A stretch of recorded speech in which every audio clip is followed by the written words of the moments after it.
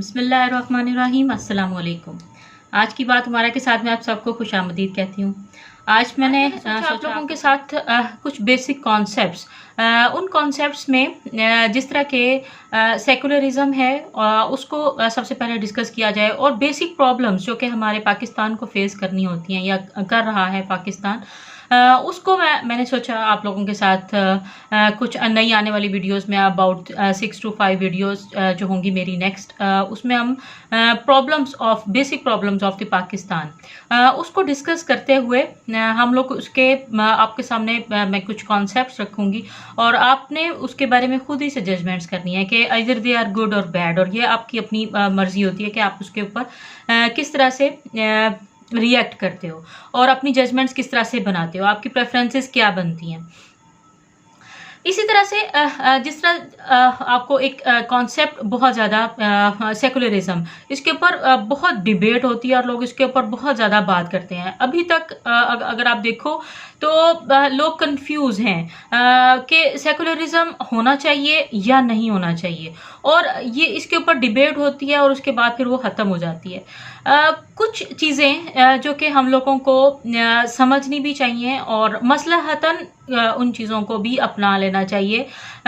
उसके कुछ ग्राउंड्स भी हैं। अब जिस तरह से सेकुलरिज्म का जो कॉन्सेप्ट है ये वेस्ट से स्टार्ट हुआ है, और अगर आप देखो कुछ नई चीज़ें जिस तरह कैथोलिक चर्च था, और उसके अंदर जो पोप होता था, he had the superior power even over the king, because के जो रिलीजन होता है उससे रिलेटेड जो लोग होते हैं उसके लिए बड़े सेंसिटिव होते हैं। अब जैसे हम लोग भी मुस्लिम्स हैं और कोई भी रिलीजन से, किसी भी रिलीजन से ताल्लुक़ रखने वाले जो इंडिविजुअल्स होते हैं वो अपने रिलीजन को लेके बड़े सेंसिटिव होते हैं। ये सेंसिटिविटी होनी भी चाहिए, अच्छी बात है, और हम लोगों को अपने रिलीजन को प्रीच करने के लिए और दूसरे लोगों को भी इस बारे में बताने के लिए कि वी आर समथिंग डिफरेंट, कि हम लोग दूसरों से एक तो डिफरेंट हैं और मुख्तलिफ हैं, और हम लोग अच्छी रवायात को फ़रोग देने वाले हैं। सबसे पहली बात, हम लोगों को कुछ कॉन्सेप्ट्स जो हैं उनको क्लियर करना है कि सेकुलरिज्म होता क्या है। सबसे पहले बात, हम लोग इस चीज़ को डिस्कस करेंगे और इसके इम्पैक्ट्स क्या हैं सोसाइटीज़ के ऊपर, और लोग उसको क्यों नहीं एक्सेप्ट कर रहे। पहले हम लोग इसके बैकग्राउंड में चाहते हैं कि ये लफ्ज़ कहाँ से आया। जिस तरह से मैंने आपसे बात की कि पोप का जो अभी भी जिस तरह से वहाँ पे उनका बड़ा रूल हुआ करता था, और लोग जो थे किंग की बात को साइडलाइन कर देते थे, जबकि पोप की बात को हमेशा फुल एंड फाइनल समझा जाता था। पोप और उसके जो लोग हुआ करते थे वो लोगों को रिलीजन की बेस के ऊपर ख़राब किया करते थे और लोगों को मिसगाइड करते थे, और जब वो लोग तंग आ गए कि ये रिलीजन को रॉन्गली यूज़ किया जाता है, तो उन्होंने कैथोलिक चर्च के ख़िलाफ़ प्रोटेस्ट किया। इसका उधर से उनका नाम प्रोटेस्टेंट पड़ गया, और प्रोटेस्टेंट्स में थे जिनकी तहरीक को, जिसमें मार्टिन लूथर का नाम बड़ा अहम है, उनका रोल बड़ा इम्पॉर्टेंट समझा जाता है। सेकुलरिज्म का असल मतलब यह है कि we must separate the state from the religion. इसकी वजह असल में यही थी कि लोग जो थे रिलीजन को लेके हमेशा बहुत इमोशनल होते हैं, और इन इमोशंस की वजह से जो लोग हैं वो रॉन्ग डिसीजंस भी ले जाते हैं। लेकिन उस वक़्त का एक बैकग्राउंड ये भी था कि उस वक़्त तौरात यानी कि ज्यूज़ के जो थी उसके बाद हज़रत ईसा आए, तो ज्यूज़ का और हज़रत ईसा का एक पहले से एक कॉन्फ्लिक्ट चलता हुआ आ रहा है वहाँ के, उस वक़्त ये चलता था, और उनकी जो थी जो पोप था उनके पास भी रिलीजियस ग्राउंड्स नहीं थे, यानी कि रियल रिलीजियस ग्राउंड्स आप ये समझ लो कि उनके पास नहीं थे, जिसके बेस पे वो कहते हैं कि हम रिलीजियस हैं और हम लोगों ने ये लोगों को इस रिलीजन को फॉलो करना चाहिए। उस वक़्त ये था कि जो ज्यूज़ थे और जो क्रिश्चियंस थे, उन दोनों की बुक्स को मिलाकर, जिस तरह से ये भी पिछली की बहुत लंबी स्टोरी है सेंट पॉल की, और पूरी हिस्ट्री है उससे रिलेटेड, तौरात और इंजील दोनों को मिलाकर बाइबल बना दी गई। और बाइबल के अंदर दोनों चीज़ें थी कि जिसके अंदर सारे अहकामात जो थे वो कंसिडर किए जा रहे थे, they are from the god. और उसके अंदर अपनी एडिशंस भी थी जो कि बाद में बहुत आने वाले वक्तों में उसको बनाई गई। जो क्रिश्चियनिटी थी, क्रिश्चियनिटी एज ए रिलीजन बहुत देर बाद, यानी कि हज़रत ईसा की वफ़ात, हज़रत ईसा के जब चले गए तो उनके बाद उस दौरान में वो बना, खुद से रिलीजन वो बनाया गया। और उसको उन दोनों को बना के फिर पोप का जो था रोल, उसने वो लोगों को मैनिपुलेट करके लोगों को डिफरेंट अपनी मर्जी से जब जैसे उसका दिल करता था वो उनको इमोशनल कर सकते थे रिलीजियस बेसिस पे कि ये तुम्हारा फंडामेंटल राइट है और ये इस तरह से चीज़ों को। अच्छा, सेकुलरिज्म लाने का मकसद ये था कि सारे जितने भी रिलीजन्स हैं एक स्टेट के अंदर उन सब को इक्वल राइट्स हों, हर एक को अपनी रिलीजन को प्रैक्टिस करने के, यानी कि इंडिविजुअल के जो राइट्स थे जब हम लोग उनकी बात करना शुरू हुए तो ये आए। लेकिन आपको ये भी बताती चलूँ कि जो सेकुलरिज्म का जो कॉन्सेप्ट यहाँ से स्टार्ट हुआ, उसके ऊपर कैथोलिक और प्रोटेस्टेंट दो आप समझ ले सेक्ट्स बन गए, दो फिरके बन गए क्रिश्चियनिटी के अंदर, जिसके अंदर कैथोलिक्स थे और एक थे प्रोटेस्टेंट्स जो उसके खिलाफ एहतजाज कर रहे थे। तो दोनों का जो कैथोलिक और प्रोटेस्टेंट्स उनकी जो लड़ाई थी वो 178 ईयर्स तक चली रही, यानी कि 2 सदियां, ऑलमोस्ट 2 सदियां जो थी उनकी आपस में एक दूसरे के साथ लड़ाई ही चलती रही कि कौन ठीक है और कौन गलत है, कि स्टेट के अंदर रिलीजन को होना चाहिए या नहीं होना चाहिए। और इस बेस के ऊपर कौन ठीक था कौन गलत, इसका फैसला करना बहुत मुश्किल हो गया हुआ था। और ये जो थी ये जो वॉर चली थी, ये ऐसी वॉर थी कि इसके अंदर खून खराबा और लोगों का सारा ध्यान और लोगों की जितनी भी नस्लें थीं वो सिर्फ इसी बात के ऊपर रहीं कि स्टेट का रिलीजन उनको स्टेट के अंदर रिलीजन को शामिल होना चाहिए या नहीं होना चाहिए। ये वॉर 1522 से लेकर 1700 तक समझ लो कि 778 ईयर्स तक ये वॉर्स चलती रहीं और इस वॉर का कोई भी नतीजा नहीं निकला था। और फिर एक डिसीजन लिया गया जिसके अंदर एक ट्रीटी, यानी कि एक मुआहदा किया गया। इस मुआहदे के थ्रू ये था, उसको ट्रीटी ऑफ वेस्टफेलियर भी कहते हैं। इस ट्रीटी के थ्रू ये डिसीजन लिया गया कि जो है जो स्टेट का जो इंटरफेरेंस नहीं होगी रिलीजियस मैटर्स के अंदर, और रिलीजन जो है वो भी स्टेट मैटर्स में इन्वॉल्व नहीं होगा।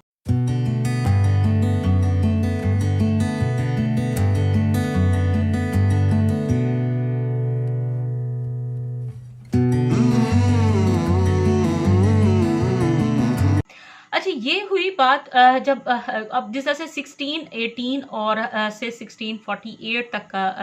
के दरमियान वाली जो वॉर थी जो कि 30 इयर्स थी, और इसके अंदर इतनी ज़्यादा खूनरेजी हुई कि लोग इतने लोग मरे और बगैर किसी वजह के, और सब लोग यही समझते थे कि वो ठीक है और दूसरी पार्टी भी ये समझती थी कि वो ठीक है। खैर इसका कोई जब नतीजा ना निकल सका तो फिर एक ये जो ट्रीटी था आपको मैंने जो डिस्कस किया ये हुआ, और उसके बाद 1700 तक, यानी कि 18th सेंचुरी के जब स्टार्ट हुआ उस वक़्त तक बहुत हद तक जो थी ये जो वॉर्स थी, ये जो मैटर था वो रिजॉल्व हो गया। और 1715 से फिर और 1789 तक का जो एरा था उसको एज ऑफ एनलाइटमेंट बोलते हैं। एज ऑफ एनलाइटमेंट क्यों? क्योंकि वो जो उस वक़्त लोग थे उस वक़्त इस मैटर से निकल गए, मतलब कि रिलीजियस मैटर से निकल गए, और इस लड़ाई से जब वो निकले तो उन लोगों ने अपने आप को पहचानना शुरू किया। और बहुत सारी इनोवेशंस, फिलोसफर्स जैसे एडम स्मिथ की उसी दौर की पैदावार, अब और बहुत सारे ऐसे आपके साथ मैं डिस्कस करती रहूँगी कि फ़िलासफ़र, साइंटिस्ट और इनोवेशंस, टेक्नोलॉजी और इस तरह की चीज़ों को की तरफ लोगों को काम करने का मौका मिला। और वेस्ट ने उस वक़्त में, उस दौर में तिब के शोबे में और बहुत सारे और शोबों में बहुत ज़्यादा तरक्की की। और उस तरक्की के दौरान फिर यानी कि जो उस वक़्त के जो सब कॉन्टिनेंट और अरब जो कंट्रीज़ थे और जिसमें आप अर्तुगरुल गाज़ी का भी आजकल देख रहे हैं ड्रामा, वो उस एरा की हैं और उस वक़्त जो थे मुस्लिम्स वो वॉर के अंदर थे। अब टर्की की अगर हम लोग उसी दौर की अगर हम लोग हिस्ट्री को देखें तो अर्तुगरुल गाज़ी जिनका जो दौर था जो उस्मानिया सल्तनत का दौर था वो 600 सेंचुरीज़ तक रहा। लेकिन उसके अंदर भी जो मुस्लिम्स थे उन्होंने ज़्यादा एरियाज़ को कवर करने की कोशिश की, ज़्यादा एरियाज़ के ऊपर फोकस रहा उनका। और उन लोगों की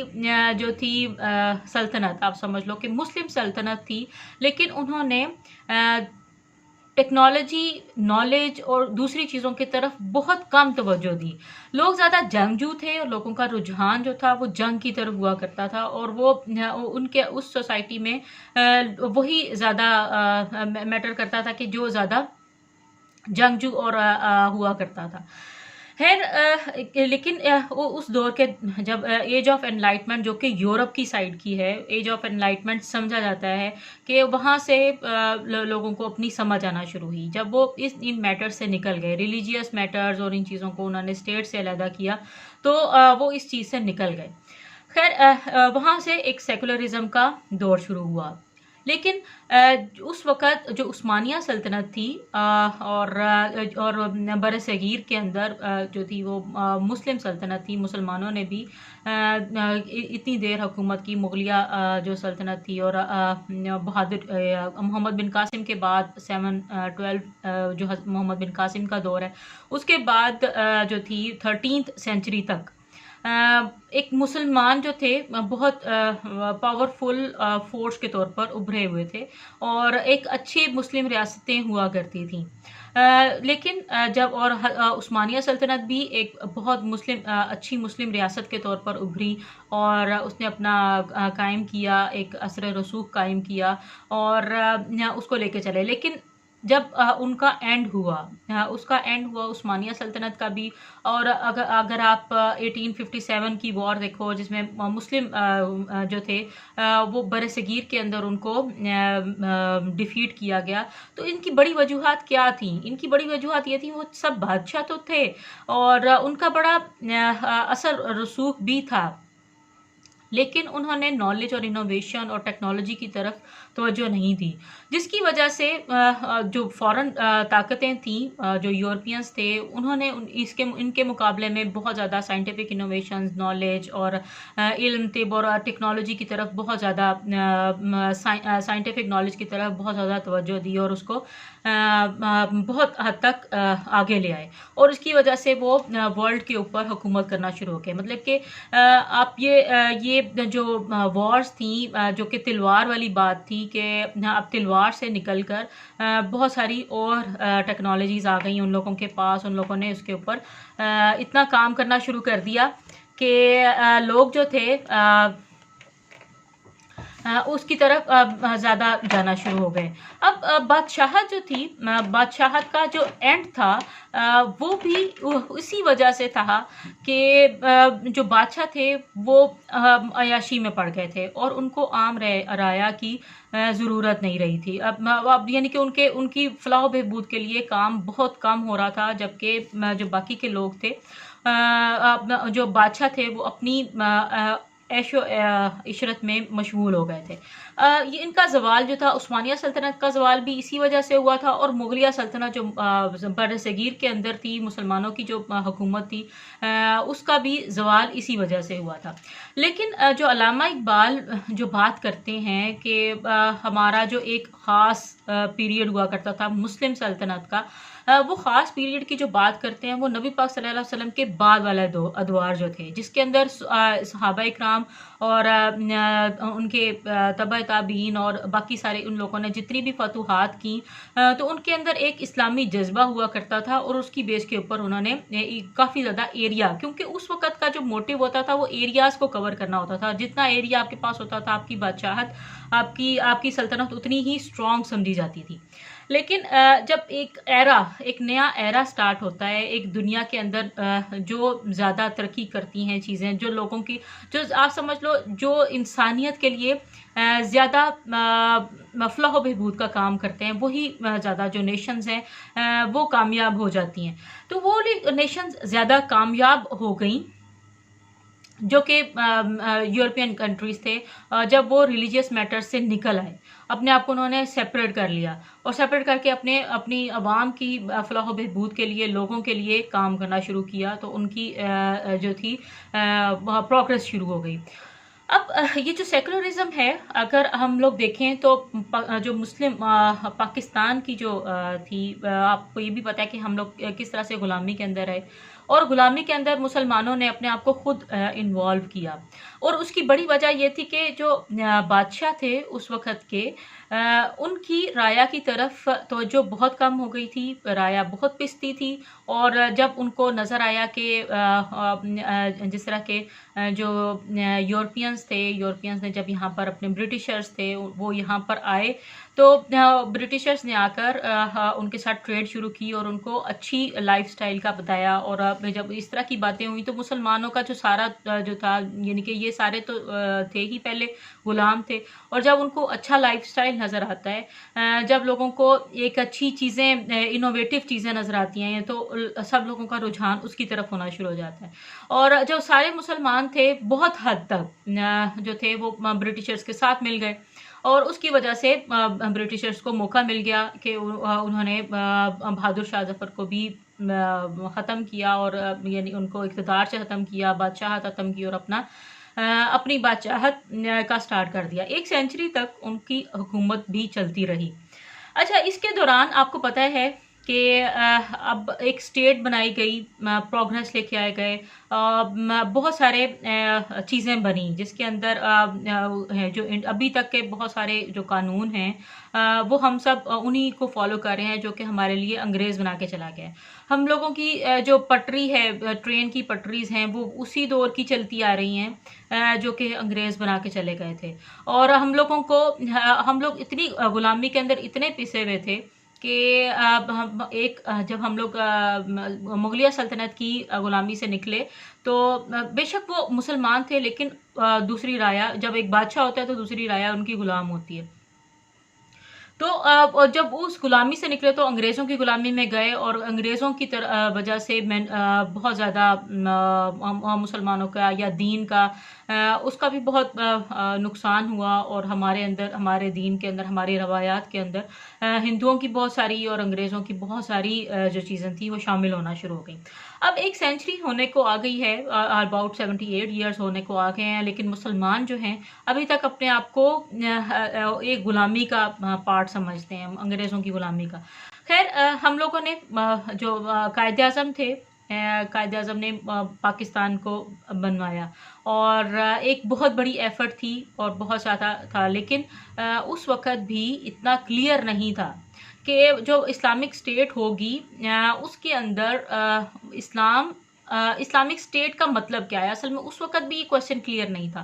कि इस्लाम को या रिलीजन को स्टेट का पार्ट बनाना है या नहीं बनाना। हमारी इस वक़्त की जो है हमारी मुस्लिम सल्तनत है, या इस्लामी जमहूरिया पाकिस्तान और मुस्लिम सल्तनत में दो डिफरेंस क्या है।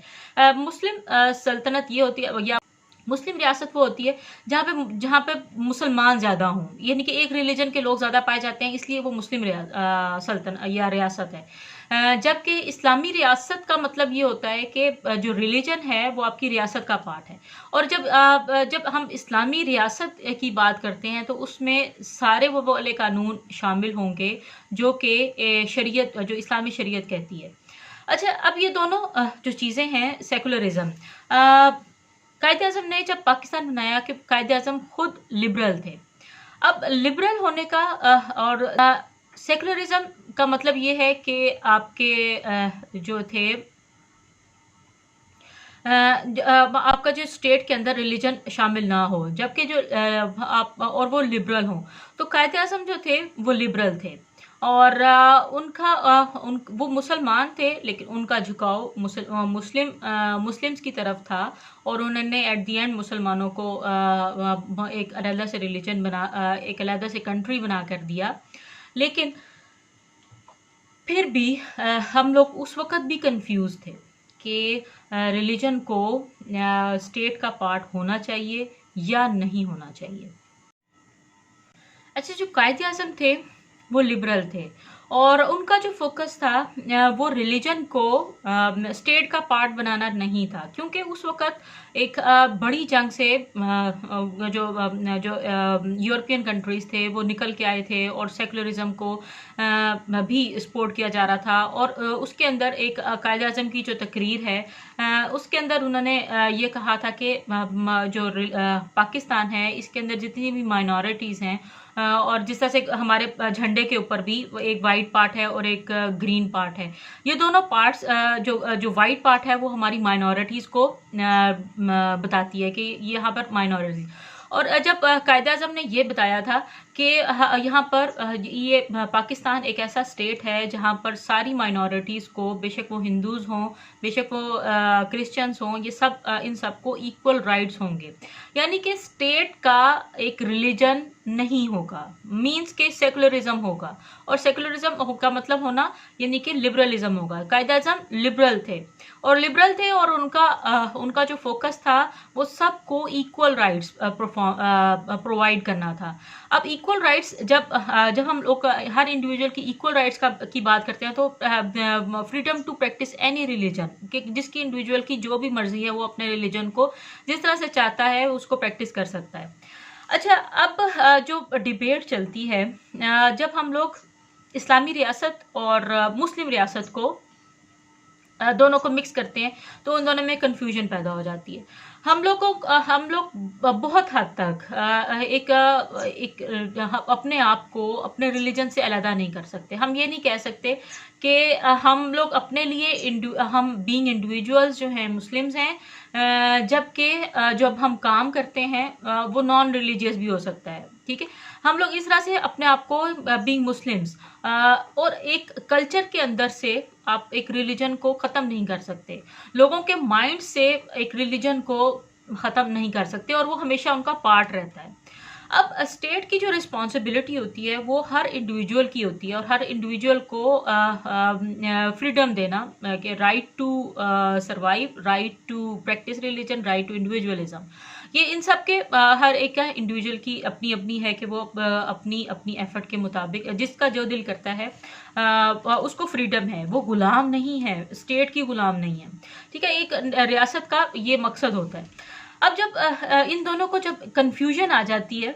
जब इन दोनों चीज़ों की कन्फ्यूजन होती है, जब हम लोग अपने आप को रिलीजन से अलग नहीं कर सकते, तो फिर बहुत सारे पॉलिटिकल फैक्टर्स शामिल होना शुरू हो जाते हैं।